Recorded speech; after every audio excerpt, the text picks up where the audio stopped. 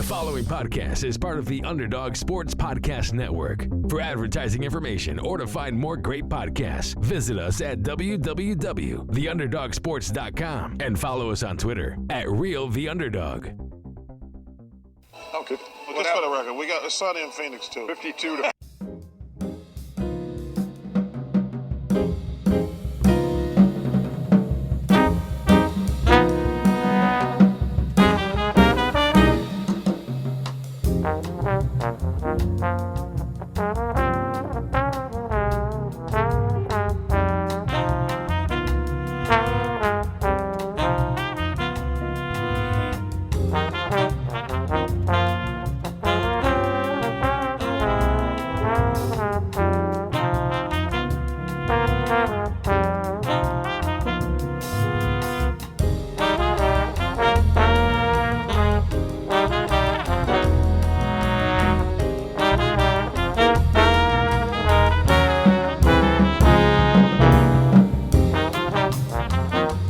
Everyone, and welcome to the Sunny in Phoenix podcast, a weekly podcast where we keep you up to date on everything Phoenix Suns basketball. My name is Charlie Erling, and as always, I'm joined by Mitch Krmpotich. I don't know about you, but I feel good. I don't know about you, but I feel good. You really held on to that one. I like that. I did. Gotta build right. Suspense. I really do feel good, though. I mean, I feel just about as good as I've ever felt about the Suns right now. It's easy feeling good about the Suns right now, for sure. This week on the episode, we'll be talking about the reason why it's so easy to feel good. We saw the Kevin Durant debut and one game other than that, so we'll be taking away what we saw from those games. After that, we'll look at a couple games from last week and just one game from this week before our next episode will come out. No bet question from last week. We had one game the last time we recorded left, and I'm pretty sure it was the same day the episode came out, so we skipped that, and we're still all knotted up 6-6 post All-Star break. So yeah, the last few weeks of the season here are really going to determine how this bet question series goes this year. All right, and stay tuned to get in on the fun when we're talking about next week's games later in the show. All right, but Kevin Durant, we've been waiting a while to see the guy actually take the court, and it finally happened. We've seen him against the Hornets and the Bulls, and the guy just brings so many different things to the team, opens up so many things for everyone on the roster.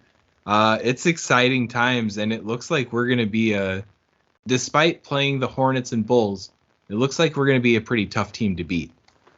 Yeah. I mean, Kevin Durant is just like an all-time player. He's really good. Like him or not, he is an NBA great already. So, yeah, it's pretty awesome. Every time I have seen him in a Suns uniform on the court, I still don't believe it. I think a lot of people seem to have kind of gotten over that a little bit. I haven't. I still, like, when I see him, I'm like, oh my gosh, Kevin Durant plays for the Suns. Like, it's still pretty unbelievable to me. It is. And just knowing that we got to keep Book, CP3, and Ayton is so nice. I mean, it doesn't feel like there's a big bare spot in the cupboard right now. No. Despite Mikhail and Cam both putting up 30 plus in games this week, maybe you can look at them and start to miss them a little bit, but I think Kevin Durant's just going to take us to a different sort of level, and he just makes it look so easy. Is the one thing that I'm just shocked by. And I mean, I've watched Kevin Durant play how many games over my life? Quite a few. Right. And in person even. Sure, yeah. I mean, he's one of the guys that I'll set aside a little time to go watch him play because he's just so smooth at everything. And man, he's on the roster, and watching him and Book share the court is one thing. But then watching him or Book sub in for each other is another kind of feeling, because you just know that we just subbed one of the best scorers in the game out with one of the best scorers in the game. So I hope to see that happen often, and I'm sure Monty has that in mind big time for playoffs. Oh, yeah. Yeah, I mean, a couple things here. One, I've seen some people saying it looks like Kevin Durant isn't really trying, and I think that's just a sign of how good he is. I think I always heard this in music. When you can see someone who makes it look really easy, that means they're really good, because what they're doing probably isn't that easy. And I think it's that way for Kevin Durant. Like, he just makes it look so simple and so easy, but it's really not. He's just such a master at what he does. And then the other thing is just the fact that we can have these guys subbing in for each other is so unreal. And I don't know how anyone is going to stop us. I mean, you can't double team anyone on this team at this point. And if one person is having an off night, it's fine. We've already seen this actually through our first couple games. We've seen one of our big four have not a great game, and it really doesn't matter. Like, everyone else is so good that, yeah, like, it's just, I don't know how anyone is going to stop us. I feel the same way. I really do. And you know, one of the big concerns all year was not having a big guy playing power forward for us. And outside of Ayton, you have to worry about who's grabbing rebounds and all that. Kevin Durant definitely solves that piece of the puzzle as well. 6 boards in the first game against the Hornets and 9 against the Bulls. So, and a couple blocks. 1 in the Bulls game, 2 in the Hornets game. So he's bringing that paint presence as well, which is that's so a good point. We've heard this reported over the years that Kevin Durant's height has been inaccurate for a while. He's like for sure taller than Ayton, right? Like, I was kind of comparing them standing next to each other, and I'm like, Kevin Durant has a couple inches on Ayton, I think. I'd say an inch, maybe 2. Definitely an inch, though. Yeah. So either way, that means KD, I think Ayton's 6'11", technically. Yeah. So 7 or 7'1" for KD. Yes. That does make sense, yeah. That's what I think it is. The other thing I want to point out here, too, this is another thing I've been seeing people talking about is, wow, this Devin Booker guy is actually really good. I've seen a lot of that lately, and people saying, wow, I talked a lot of crap about Devin Booker, but I've never actually watched him play. He's pretty good. Like, thank you. Yeah, we've known this for a really long time over here. Yep. 2 of the smoothest in the game sharing the court now. I really like how D-Book has kind of been ushering in KD. Yeah. Like, hey man, I can carry the load while you get a little more into the system, a little more eased in, back to 100% healthy. I got you. But 37 from Book against the Hornets, 35 against the Bulls. So that's a little bit of a scoring tear right there with Kevin Durant on the court. Yeah. Yeah, it's amazing. Another quick thought, since you mentioned Mikal and Cam Johnson. I was just having this thought the other day of how great would it be if we could sign Cam Johnson in the offseason, since he'll be a free agent, and just bring him back, and he can replace, whatever shooter we have on a 1-year deal. That would be really cool. I don't know if it'll happen because he's probably going to get more money than we would be able to give him. But I was just kind of daydreaming about that the other day. It'd be good for the fan fiction. Absolutely. No, I'm with you though. That would be cool. I'm excited about the fact that all of our salary is pretty much fallen off by the time Mikhail becomes a free agent. Oh yeah. So, that's a little further in the future, but something to keep in mind. Yeah. It's so funny though, because it's so hard for me to think that far ahead at this point, because I'm just like this year is so big now. Oh yeah. And it's so funny because going into this year, I know I wasn't alone in this. Like, a lot of us were not that excited, just because we had such a bad taste in our mouth from how the previous season ended. So starting this season, I know a lot of us were just like, oh, here we go again. And now I'm just like, I'm as hyped as I can possibly be. Like, I am wearing my Suns hat everywhere I go, which is not necessarily that new, but like, I'm even wearing it to work sometimes and taking it off once I get there. But I'm like, I want to be repping this as much as I possibly can, because we've been through it. We have been with this team at literally its lowest point ever. And now, we're at this spot where we're saying no one can stop us. And it's just like, I look back on it from such a big picture perspective, and it's so cool to be witnessing this right now. Right. It's been a bit of a roller coaster. Yeah. The finals appearance, that was a heartbreaker. Then you follow that up with the best Suns regular season of all time. And then the ultra, I don't want to even call it a heartbreaker. That was just a punch to the face from the Mavericks, which, left a bad taste in a lot of people's mouths. And then you get into this season where we start off pretty solidly and then just get spanked by injuries. For a while, it felt like, seasons like 5 or 6 years ago at some points this season with all the losses. I mean, I don't even care to really think about it too much. And now we trade for Kevin Durant. We have a new owner. Things are just, expectations are sky high again. I don't know if I'm ready for that, but we're here. I mean, we're here undoubtedly. I don't know. No one is going to come out and say championship or bust from the organization, but I think as fans, we're all thinking that. Oh, it for sure is. Yeah. I mean, that move definitely showed that.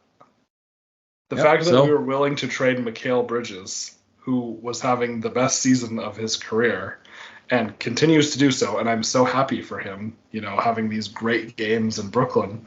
The fact that we were willing to trade him, who, we all said he's our future, he's nearly untouchable, it has championship or bust written all over it. For sure. All right, let's keep it moving, though. A few more topics to hit. Who's going to end up benefiting the most from this trade on our roster right now? Who do you think takes a step up, or just, things just get that much easier for him that he's going to look that much better? Who do you think that guy is? It's Chris Paul.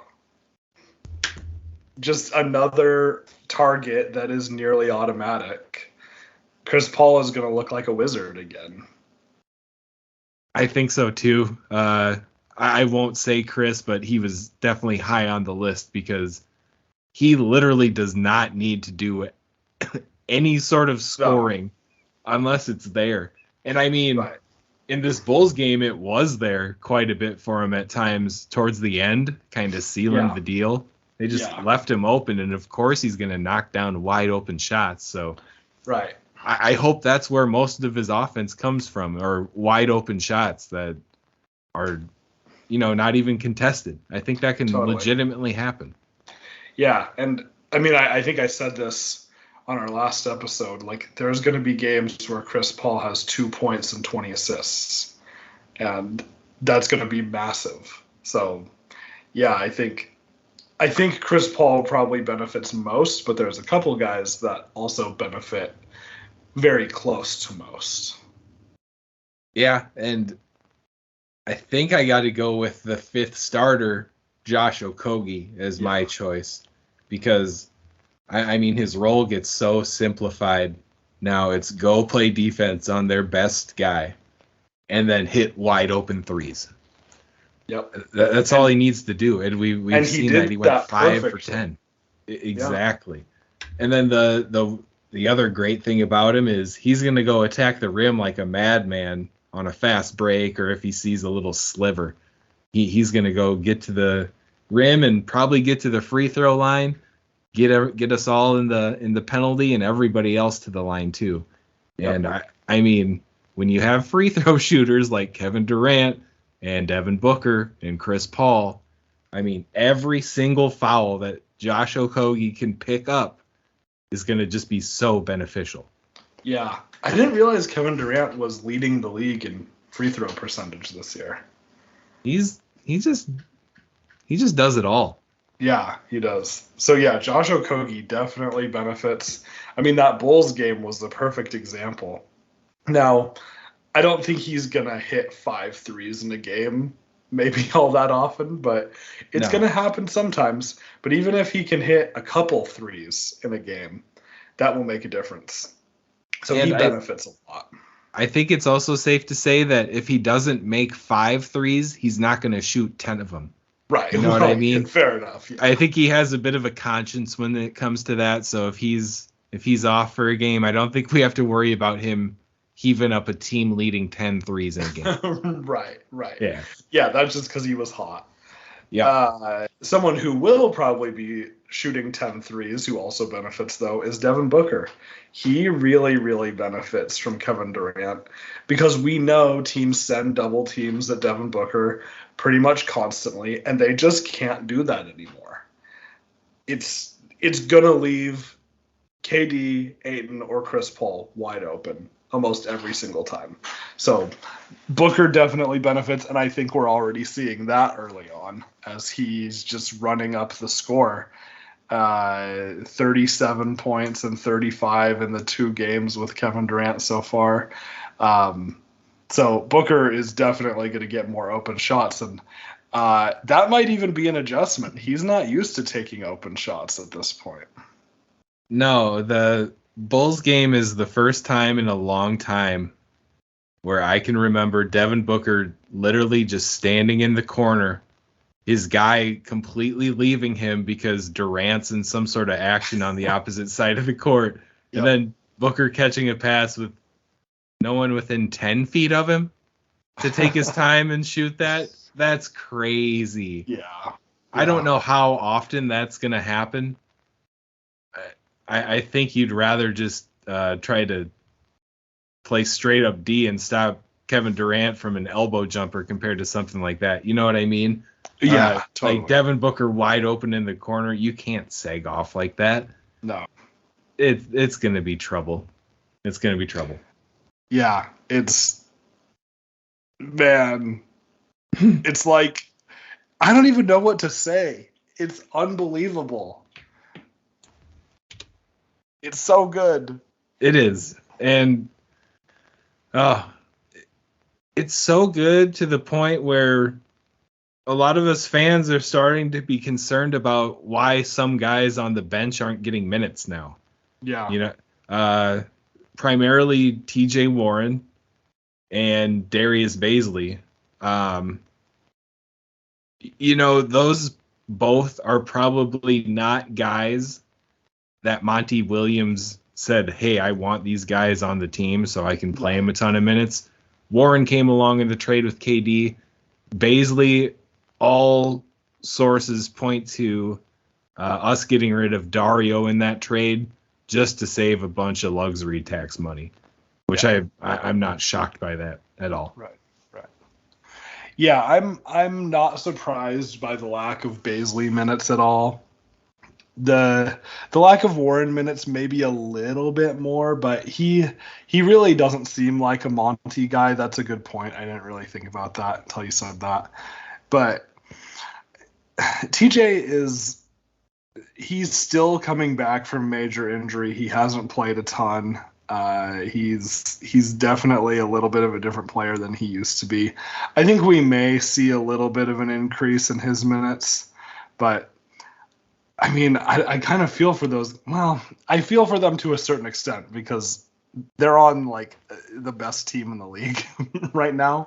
Yeah. So you can only feel so bad, but I feel a little bit bad for them, but TJ might get a little bit more play, but we just really don't need them that much. Yeah, we don't need guys who only want to score it. And I'm not saying that's all TJ wants to do, but that's primarily what he does. Yeah. So that's a tough draw right there. But, I mean, if you look at, we have, 16 games left? 16 or 18? I can't recall. 16, I believe. But, I mean, once the seeding gets a little closer to locked in, if we are fighting for the 3 seed or holding off the 5 seed, whatever that is. I mean, TJ Warren's a guy who can play spot minutes or take the place of, not technically, but Booker or Durant. If we want to rest them a game, we can still have that scoring power from TJ Warren, who still has it. Right. He can still get buckets. And then Totally. Terrence Ross in the same vein, kind of. Yes. I mean, those guys can go score. So we have that, in the chamber. And then with Baisley, we got a little taste of this. We put him in there for 7 minutes against the Bulls, pretty much just to guard DeRozan, who was getting after it a little bit. 31 in the game, but we needed a little extra help there. Okogie, doing it on offense, but DeMar DeRozan's a big task on defense too. And then, I don't know, we got Torrey Craig too, though. Look at how deep we are. It's crazy. It is. It really is. We do have 18 games left. 18. Okay. It'll be 16 by the time we record again, but 18 games left as of right now. But no, that's a good point. We have a lot of different options, and I mean, I feel like we've said this forever. You put in whoever's hot. If someone's struggling, you put someone else in. It's nice to have those options between, Damian Lee, TJ Warren, Josh Okogie, even Torrey Craig, even as far as Jock Landale, maybe. I know he plays a little bit of a different position, but we're going to be able to experiment a little bit with the bench and Terrence Ross too. Whoever's hitting shots is going to be the one who plays. So we do have a lot of flexibility there. The other thing that I think is interesting with what we have remaining is we've kind of come out and said seeding isn't going to be that important to us. Like, obviously, you want the higher seed. It's nice to have home court advantage. But at this point, we've had a lot of stuff that's outside of our control, like injuries, that hurt our seeding a little bit. So it's kind of just like get into the playoffs, see who your matchup is, and go from there. And I'm totally fine with that. Right. I'm just rooting for that home court advantage in the first round, and whatever happens after that is whatever. So, right. Yeah, I wouldn't mind being the 3 or 4 seed in the end. Right. And I think it's kind of looking like what it's going to be, but I mean, who knows, man? The Kings have been hot lately. They're a solid team all of a sudden. Yeah. But with the Grizzlies, Ja Morant just was suspended for 2 games or something like that. It may be more. I was reading about this, that's the team suspension. The league might do something different. But I don't really ever anticipate that they will. They'll probably say, oh, yeah, 2 games was fine. Yeah, probably. Brandon Clark just tore his ACL, go Zags. Unfortunately, sad for him. And then I saw Dylan Brooks was also suspended for 1 game because he's had 16 technicals this season. So already. I know the Grizzlies are kind of falling apart. And they were, I will say they were pretty scary earlier in the season, but as time went on, I wasn't nearly as worried about them. And now I'm really, I'm not concerned. After you get Kevin Durant, a lot of those concerns just kind of float away. Yep. Well, and it just goes to show, don't say things like, we're fine in the West. Because as soon as you say that, it all changes. It's kind of funny, like, since the moment he said that, that's probably the least stupid thing he said. Well, that's a great point. Yeah, It's probably up there at least. He's going through something. Yeah, well, I don't want to judge, I guess. Yeah. After I just judged. Yeah, we don't know the whole story, but it does not seem good. No, we'll see about that. All right, 18 games left on the schedule. Let's predict the remaining record just for fun. What are we going to do with KD on the team now from here on out? Okay, 18-0 next. No, just kidding. I really do want to say 18-0, but I'll go through some of the big games we have left. So we play an interesting stretch starting this coming weekend and a little past it, where we have 3 games in a row that are Kings at home, Warriors there, and then Bucks at home. That's going to be quite the stretch. Then we have another stretch where we have the Kings. The next day we play the Sixers, and then we go to Utah. That's going to be an interesting stretch. And then the very end, the last week of the season, we have Nuggets at home. We go to LA to play the Lakers. The next day, we have one day off. And then the next day, which will be Easter Sunday, we play the Clippers at home. So that's going to be an interesting stretch of 3 games too. And those last 3 games might matter. It might be a pretty close race. So last year we didn't really see that. This year is going to be different. The last few games are going to be important. That's very true. Yeah, just looking through this, there will be some pretty solid matchups. It looks like LeBron will miss our first Lakers matchup. Yeah. But it should be back for the last one. Yeah,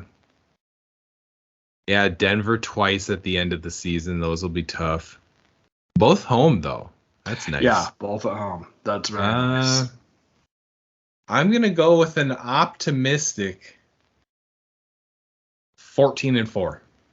14-4. I kind of want to be even more optimistic than you. We may only lose. Maybe we'll lose to the Kings once. We'll probably lose one of those Nuggets games. Maybe we'll lose to the Bucks because the Bucks are really hot right now, and we play them somewhat soon. Yeah. I mean, we might lose 3 to 5 more games. Yeah. I'll probably just be optimistic and say 15-3. I like it. And you know, the Clippers game, the last game of the season, I have a feeling that they're going to have a lot more to play for than we're going to for that one. So that might be a tough one if you're getting full strength PG and Kawhi and Russ, if you want to throw them into that mix now. Yeah. They've been really bad lately, though. Yeah, it's interesting. And you got to assume putting in Russ Westbrook at starting point guard is going to throw a bit of a wrench in things. Yeah. But from what I saw, like, he was deferring to those guys. He was very, he would get the ball out of his hands way quicker than I ever saw him do on the Lakers this season. So, I don't know. I feel like the Clippers experiment with Russ has a much better chance at working than the Lakers one did. No, I agree. Russ has been good. I guess I don't quite know why they've been so bad because I haven't watched them. But yeah, you're right. They might have a playoff position, just any playoff position to fight for. I don't think we're going to be anywhere close to that. So right. Well, that's a good point. All things to consider. Well, yeah, we hit the Durant-esque topics pretty hard right there. We'll go quickly through the 2 games from last week. You all saw him. Kevin Durant was playing. We don't need to go too deep. But the Hornets game, nice win, 105-91.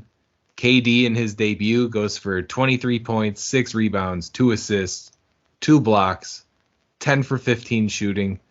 And, man, just watching him shoot jumpers over people where they're not bothering him, but that contest would bother anybody else in the league pretty much. When those start going down, that's when I was like, holy cow, this guy is actually on my favorite team now. Yes. His arms are so long. Yeah. It just doesn't seem human almost. No, it doesn't. And it does show up on defense too. Like his IQ, his IQ plus the wingspan. I mean, he's not like a Mikal Bridges on-ball defender kind of guy, but he definitely brings it heavier in the rim protection, and it seems like he's always in a nice spot on defense. He doesn't get burned too often. No, yeah, it's great. It's amazing. I was really excited to see him in a Suns uniform. Really nice that Devin Booker gets to have basically a second option of Kevin Durant. And I also saw some people on, this may have been on either Reddit or on MySpace, Twitter, MySpace, yeah, one of the two. I saw a lot of people talking about, is Booker the first option? Is KD the first option? And right now I would say Booker is the first option. But KD eventually will be the first option. I think it's probably, I don't know. I don't know if it's safe to say that. What do you think about that? I think it's going to be a 50-50 1A 1B sort of thing. Okay. I think plays will be drawn up for both of them just as much as one as the other. I think. Sure. But playoff time comes around, I think it's going to be Durant kind of leading the way when it comes to shot attempts. I bet those even out sooner than later, and then playoff time, I don't think anyone would be mad if KD were taking the majority of the shots there. No. And again, we know Booker is such an efficient scorer that's going to be more than fine.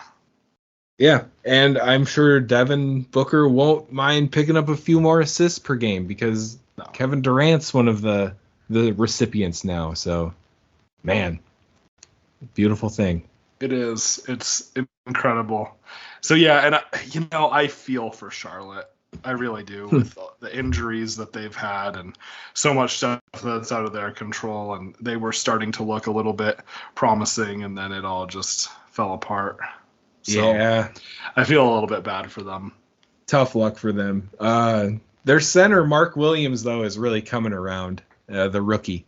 Yeah. He had a slow start. I think did someone get hurt that kind of forced him into these minutes? I can't remember. Well, they had all the issues with Miles Bridges, which that's not a good situation. And, sure. That was a big issue for them too. True. Yeah, but it's going to be tough for them. I mean, even with Ball on the squad, it's just I don't know, tough deal. Step it up, MJ. His injury. That's because as much as I'm not like a big fan of the Ball brothers necessarily, you have to admit that LaMelo was really, really good. Oh yeah. Yeah, can't deny that. That's a fact. And I mean, Lonzo, even great in his own right, but it's tough that those guys are going through injuries right now. Like Ball won't be back for the entire year. Right. Who knows if it's going to have any really bad, long-lasting effects on him? But yeah, I mean, Lonzo, they don't even know what's going on with him. Still, it's been a full season basically. Yeah, I saw a description of what his knee was doing, and it just seemed not good. I'm not a doctor or anything, but the way they described it it sounded like not the way a knee should operate. Right. So. Yeah. So I do feel for those guys, but we looked good. It was nice to see KD do his thing. Yes, sir. And do DeAndre Ayton with 16 and 16 and 4 assists. Yeah, that was great. I like seeing that sort of thing. And, like you mentioned earlier, we saw one guy have a crummy game in each of these last two of our big four. It was Chris Paul in this one, only 2 points on 1 for 8 shooting. But, yeah, in this next one, Ayton was the one with a pretty weak game. We'll move it on to that. It didn't matter. It did not matter. Chicago Bulls 104, Phoenix Suns 125. This time we have Devin Booker and Josh Okogie combined for 60. No big deal. Yeah, Okogie was really, I think, the story of this one. Hitting 5, nearly 6 threes. His foot was barely on the line for the 6th one. So that was very exciting. It was nice to see him get hot. And Kevin Durant had 20 points, and it was nice that he really didn't need to do much. Interesting point on this is, I guess there's some sort of kind of soft minutes restriction. They're trying to only have Durant play about 25 minutes per game. And Monty is just like, I don't know if ignoring is the right word, but he played Durant 31 minutes. And I think KD was a bit happy about that. It seems like he wants to be playing, so that was kind of nice to see, but no need to rush. 25 minutes is fine. Yep, I agree. And, at the end of this one, we finished up winning by 21. I think we could have probably tossed in the bench a couple minutes earlier. I agree. Wouldn't have been too tough to keep him under 30 at least, but, I like watching us win too. It's okay. I do too, but that's just something I feel like Monty is one of those guys that, and this is where his Popovich experience probably comes in.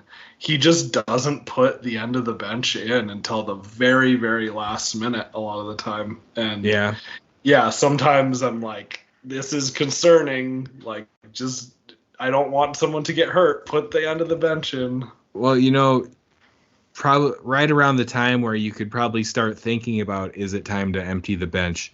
That's when Ayton dinged up his knee a little bit there. It looked like he hyperextended it, maybe. I think Okogie flew into it is what ended up happening. Something like that. But he seemed to be okay. He played a couple minutes after that. Then Landale came in for him. But, I mean, that was just right around the time where you're thinking, okay, maybe put the guys in. Imagine if he would have blown out his knee or something. That would have been oh my gosh, devastating, So scary. Not fun to think about that. Knock on wood, everybody. I'll do it right there. Right. We're us. But one last note about this game is it was nice seeing the bench squad kind of get it going. Damian Lee hit a couple threes. He was on quite the cold streak for a while, but then Landale with 9 points, 6 rebounds, 2 blocks. These guys need to keep playing at a level like this to solidify their spot in a playoff rotation. Yes, absolutely. So it does seem like Landale's been getting the nod over Biyombo lately. Oh, yeah, for sure. And probably rightly so. I think so. Busy has his uses for sure. And I wouldn't throw it out of him making appearances in the playoffs. It's just going to depend on what our matchups are like. Yeah. I also just love having Busy on the team, period, even if he doesn't play. He's a nice guy to have on the bench and in the locker room. Totally agree. I love Busy. Everybody loves Busy. Yeah. I think that's pretty safe to say. Yeah. So I'm just overall extremely encouraged with everything that we've seen in these first 2 games. Yeah, there is not much to complain about. And I think that's actually that second quarter against the Bulls, that was a little rough. But we made it up in the next quarter pretty much. So it was okay. That's a good point.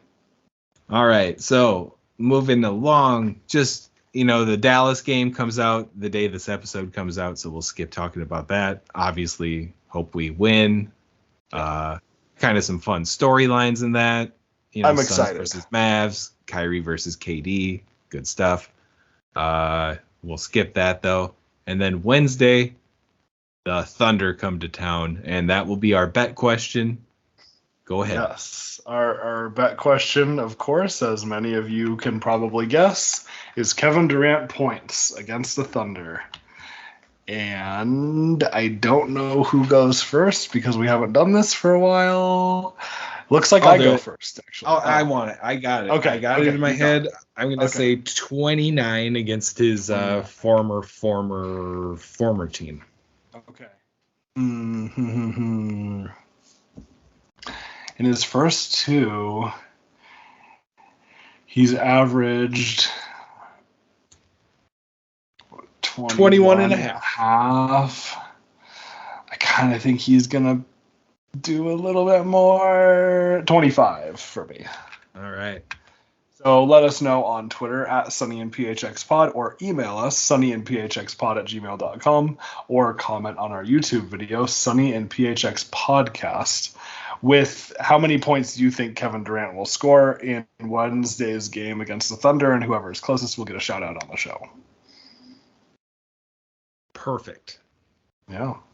I'm excited for this one. I mean, OKC is not great, but they play pretty tough. So, yeah, it's going to be a fun one, and I know it's always special for Durant to play OKC.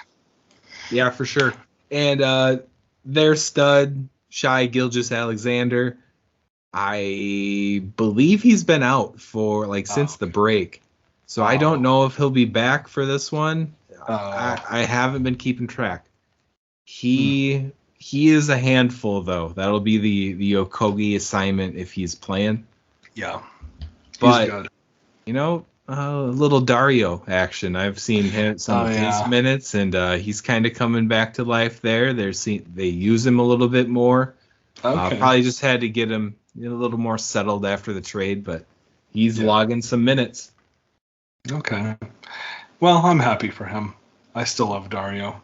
Me too. Oh. He's like the leader of the team, like the locker room leader. The old man. Yeah. Oh, don't say that. And he's only like 27 or 20. He is 28. 28. And he will be 29 in a month because Dario Saric and I have the exact same birthday. That's right. Yeah. My birthday. The old men.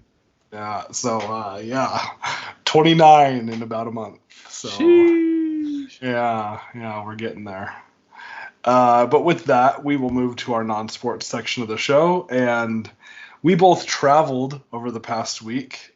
You flew, I didn't, I drove, but we were just kind of trying to think about how we could talk about travel, and we realized we probably haven't done favorite and least favorite airport. So it sounds like you kind of know your answers already. I do. Should we start with favorites? Sure. Okay. So mine is a toss-up.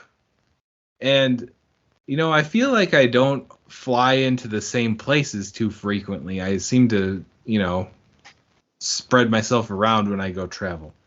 But I do recall the Seattle airport was pretty cool. Mm-hmm. I didn't have any gripes about that. And this one might be recency bias, but I have had the smoothest times in the Minneapolis airport lately. And I just enjoy it. I've had good experiences in both of those places, actually. Nice. I remember something about the carpet in the Seattle airport. That's Portland. No. Really? Oh, maybe Seattle has a thing too. But the Portland airport carpet is like a big thing, and they tried to remodel it, and people got mad, and that's a story. This must just be something completely different than that. I just remembered that I was kind of mesmerized by the carpet wherever I was. Okay. Yeah. Unrelated. I just remembered enjoying the scenery there.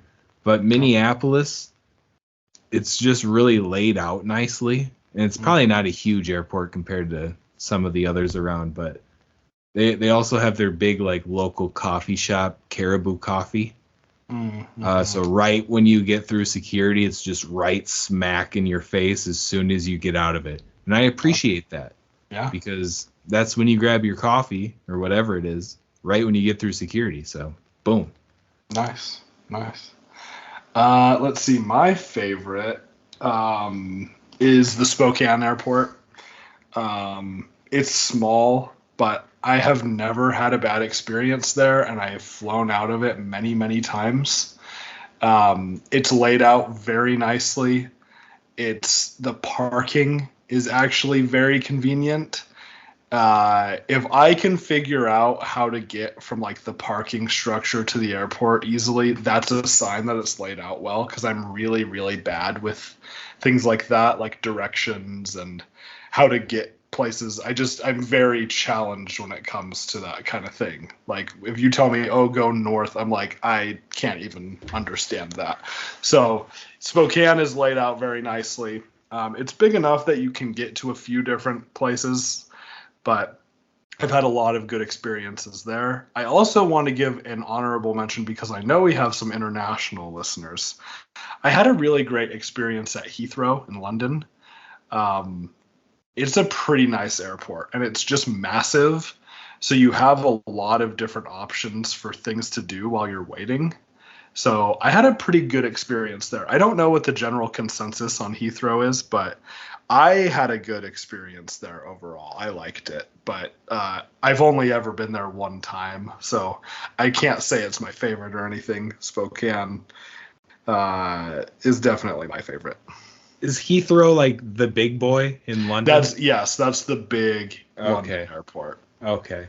Yeah, I bet that'd be wild. I mean, I've never even flown into JFK.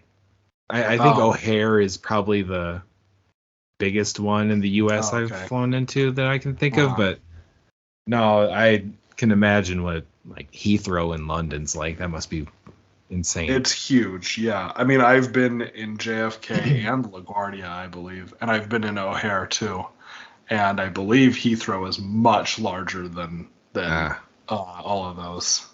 Yeah, I stay away from the Northeast. As I a don't go Midwesterner, there. I feel like I just should stay away.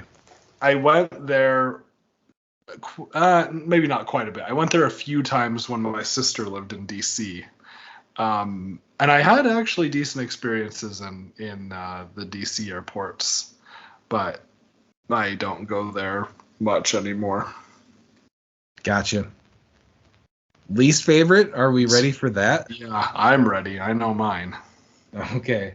I have we'll say a major least favorite and then a small airport least favorite. Okay. The big one is Dallas, and the small one, I'm sorry, but it's Phoenix Mesa Gateway over in Mesa. Yeah. Well, I've been out of there too many times and had too many bad experiences. yeah. But Dallas was the most confusing airport I've ever been to.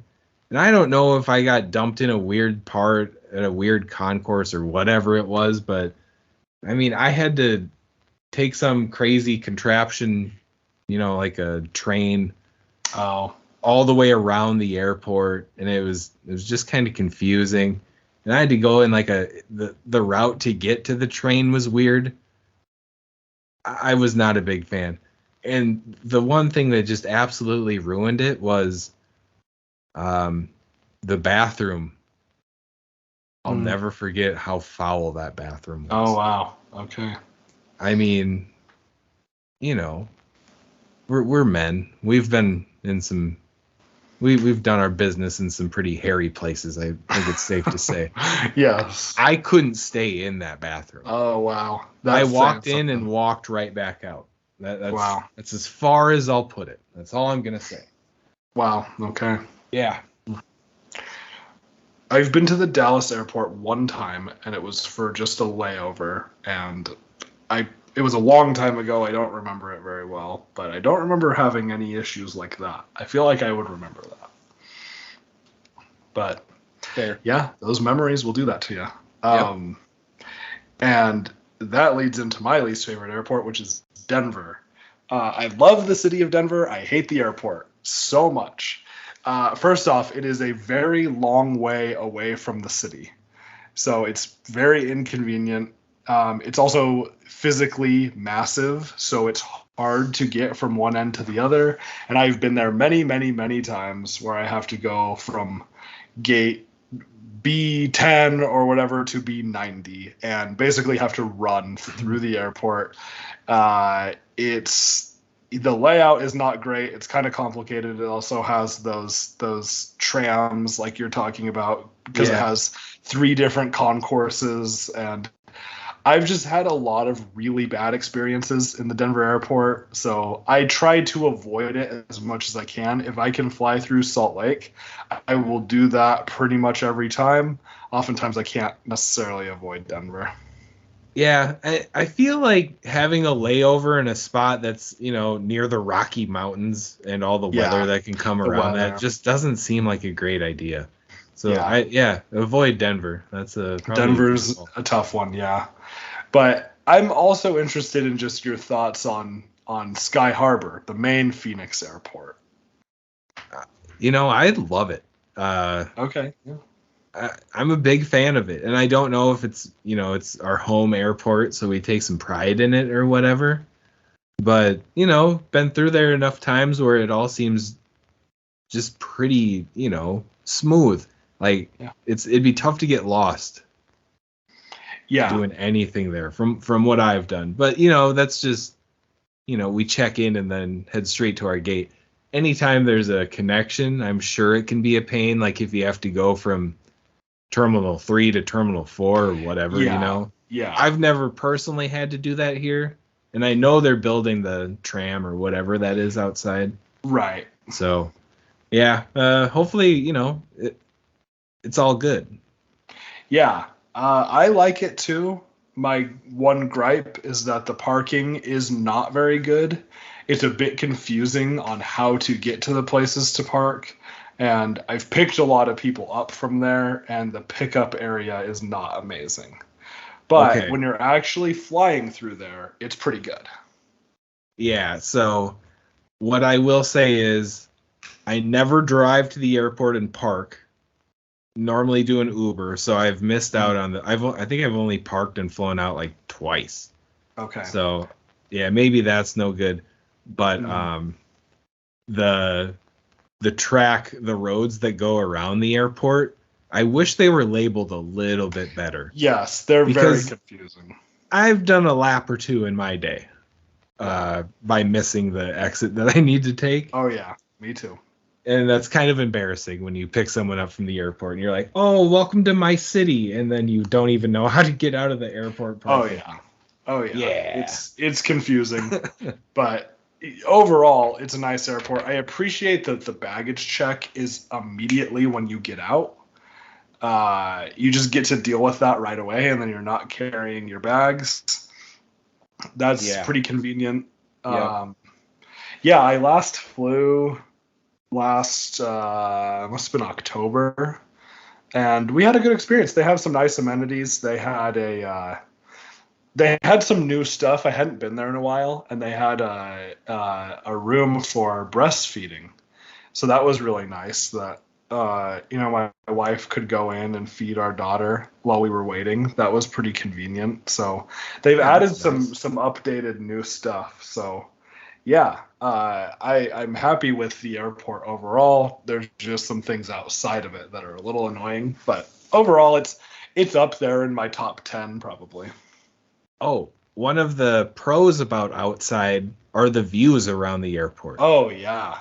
Awesome mountain views from quite a few different angles in that airport. I actually snapped a picture while I was here. Some of you can probably relate. When you're on those walking escalators, like the flat ones, the moving passageways or whatever. Moving walkways, yeah. Yeah, there's like these interesting shaped windows across, and then you just have awesome mountain views out those. Yes. I was flying to Minnesota and asking myself, why am I flying to Minnesota? It's snowing there. It's so pretty here right now. Why am I doing this? Yeah. No, that's a good point. Yeah, they have some nice artwork as well, and it's almost like a little museum. They have some descriptions of things, and I think that's a cool part of it. And when you come to the Southwest, there's a lot of interesting history down here. Sure. So I like that they do that in the airport too. For sure. All right. Well, that's where we'll hang this episode up. We thank you all for tuning in. Hit us up on Twitter at Sunny and PHX Pod, our YouTube, Sunny and PHX Podcast. Yeah, those are the two best ways to get in touch with us. We'll see you next week after a couple of these next games that are coming up. Go Suns.